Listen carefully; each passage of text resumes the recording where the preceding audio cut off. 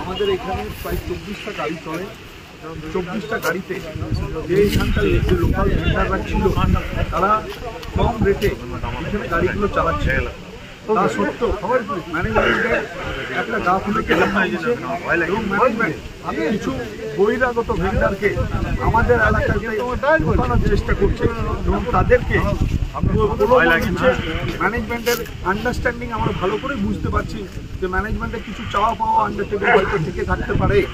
তার জন্য তারা লোকাল ভেন্ডারদের সবসময় বাদ দেওয়ার চেষ্টা করছে এবং উল্টো বাইরের ভেন্ডারকে দিয়ে পড়ে তাদের হাতে যে টেন্ডারের যে নম্বর সেও হোয়াটসঅ্যাপ মেসেজের দ্বারাই তাদের কাছে সেটা পৌঁছে দেওয়ার ব্যবস্থা করছে।